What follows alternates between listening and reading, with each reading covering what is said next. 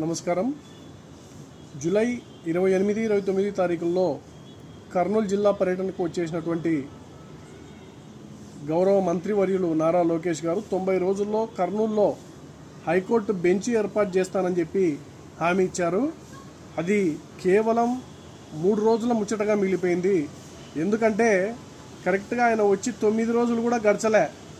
అప్పుడే అది circuit bench, అంటే తాత్కాలికంగా నడిపేటువంటి బెంచ్ మాత్రమే అని చెప్పేసి మరి వివిధ పత్రికల్లో ప్రధానంగా దానికి సంబంధించినటువంటి ప్లేసులు కూడా చూస్తూ ఉన్నారు అని చెప్పేసి వార్తలు వచ్చినాయి. మరి యాక్చువల్గా 1953లో కర్నూలులో రాజధాని ఉండాలా, దాన్ని అప్పుడు తెలంగాణతో కలిసి తెలుగు వాళ్ళంతా ఏకమై ఉండాలా అని చెప్పేసి హైదరాబాద్కి తరలించినారు. ఆ తర్వాత మళ్ళీ రాష్ట్రం విడిపోయింది, అందరికీ తెలిసిన విషయమే. 2014లో రాజధాని కర్నూలులో ఏర్పాటు చేయాల్సి ఉన్నా కూడా ఒంటెద్దుపోకడతో ఈరోజు అమరావతిలో ఏర్పాటు చేసినారు.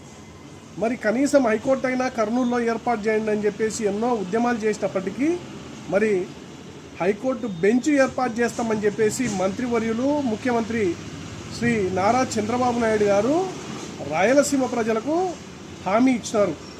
అయితే మరి జూలై నెల 28, 29 తారీఖుల్లో విచ్చేసినటువంటి నారా లోకేష్ గారు పూర్తిగా హైకోర్టు బెంచ్ ఏర్పాటు చేస్తా 90 రోజుల్లో అని చెప్పేసి బల్లగుద్ది శపథం చేసిపోయి వారం రోజులు తిరక్కముందే మరి సర్క్యూట్ బెంచ్ అని చెప్పేసి వార్తలు వస్తూ ఉన్నాయి. అంటే రాయలసీమని ఎంత నిర్లక్ష్యం చేస్తూ ఉన్నారో పూర్తిగా ఇక్కడనే తేటా తెల్లమైపోతూ ఉంది. మాకు ఈ బెంచ్లతో కుర్చీలతో పని లేదు, పూర్తి స్థాయి రాజధాని రాయలసీమలో ఏర్పాటు చేయాలా, అదే రాయలసీమ ప్రజల ఆకాంక్ష.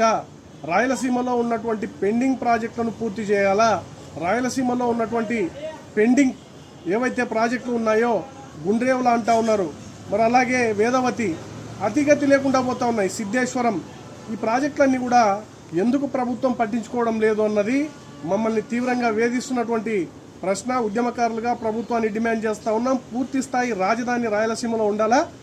గతంలో 1953 నుంచి 56 వరకు కొనసాగినటువంటి రాజధాని ఇప్పుడు ఎందుకు పెట్టరు అని చెప్పేసి మేము ప్రభుత్వాన్ని ప్రశ్నిస్తూ ఉన్నాం.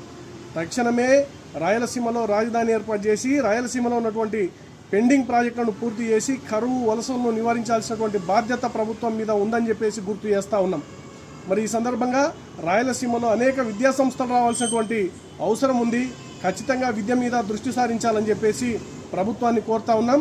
తక్షణమే బెంచ్ అని అంటూ ఉన్నారు, సర్క్యూట్ బెంచ్ అని అంటూ ఉన్నారు. అది కూడా కాదు, మరి గత వైసీపీ ప్రభుత్వం అయితే